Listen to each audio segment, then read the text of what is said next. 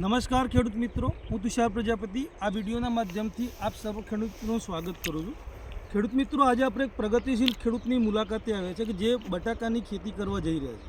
તો આપણે જાણીશું કે બટાકાની અંદર અત્યારે જે વાવેતર કરે છે અને પછી એની અંદર મોટા પ્રમાણની અંદર એક પ્રકારના રોગોનું જોવા મળતા હોય છે। તો આપણે જાણીશું એક ખેડૂત મિત્રથી કે બટાકાની અંદર શું પ્રશ્ન આવી રહ્યા છે। તો આપણું નામ જણાવશો? મારો જિલ્લો બનાસકાંઠા છે, તાલુકો ડીસા, ગામ માલગઢ છે, માળી મોહનલાલ વાઘાજી। તો મોહનભાઈ, અત્યારે આપણે બટાકાની ખેતી કરવા જઈ રહ્યા છીએ, પણ બટાકાની અંદર જે મોટા પ્રમાણની અંદર આપણને રોગ પ્રશ્ન જોવા મળતો હશે, શું જોવા મળી રહ્યું છે? એ મોટો એસ્કેપનો પ્રોબ્લેમ વધારે છે। બધા રોગો દવાથી અટકાય છે, પણ એસ્કેપ અટકાતો નથી।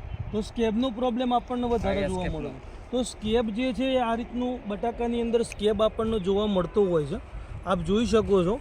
તો આ જે પ્રશ્ન છે એ ખેડૂત મિત્રોને બહુ સતાવતું હોય છે અને પ્રોડક્શનની અંદર પણ ખૂબ મોટું નુકસાન થતું હોય છે। 1000 કટ્ટે 200-250 કટ્ટાનો નુકસાન થાય એટલે ખેડૂતને બિલકુલ પૈસો મળતો નથી બટાકાની ખેતીની અંદર। બરાબર। તો 1000 કટ્ટાનું જ્યારે પ્રોડક્શન થતું હોય તો એની અંદરથી 200 કટ્ટા જેટલું તો સ્કેબવાળું બટાકું નીકળે છે। તો ખેડૂત મિત્રો, આપણે જાણીશું કે આ જે પ્રશ્ન છે કઈ રીતે ઉદ્ભવતો હોય છે।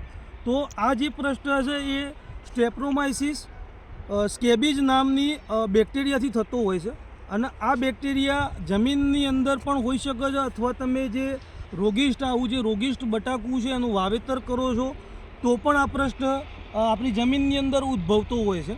તો આને કંટ્રોલ કરવા માટે આપણે શું કરી શકીએ?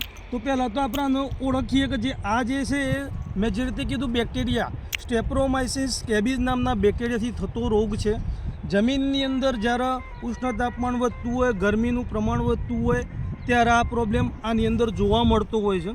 બીજા નંબરની અંદર જોઈએ તો રોગવાળું બટાકાનું વાવેતર કરતા હોઈએ, રોગવાળું બિયારણનું વાવેતર કરતા હોઈએ ત્યારે આ પ્રશ્ન આપણને જોવા મળતો હોય છે। એમાં રોગ રહેવાનો જ છે, બરાબર। અને એના પછી આપણે જોઈએ તો જમીનની જે પીએચ છે એ પીએચ જો હાઈ હોય, 7.3 કરતાં વધારે જો પીએચ આપણી જમીનની અંદર બતાવતું હોય તો આ પ્રશ્ન આપણને વધારે જોવા મળી શકે છે।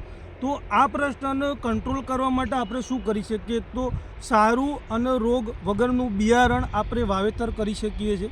બીજા નંબરની અંદર જોઈએ તો જમીનની અંદર પાયામાં જે બાયોલોજિકલ જે પ્રોડક્ટ આવી રહી છે કે જે બેસિલિસ સબ્ટિલિસ નામના બેક્ટેરિયા, ટ્રાઇકોડર્મા વિરિડી નામની ફંગસનો ઉપયોગ આપણે પાયાની અંદર કરી શકીએ છીએ કે જેના કારણે એનો આપણે સારું કંટ્રોલ મેળવી અને પ્રોડક્શન સારું લઈ શકીએ છીએ।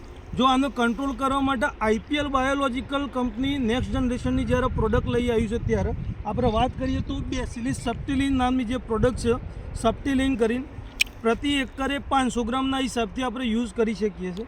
એવી જ રીતે વિરિડેક્સ કરીને એક પ્રોડક્ટ લઈ આવી છે, તો આ પ્રોડક્ટનો પણ 500 ગ્રામ પ્રતિ એકરના હિસાબથી આપણે જમીનની અંદર ઉપયોગ કરી શકીએ છીએ।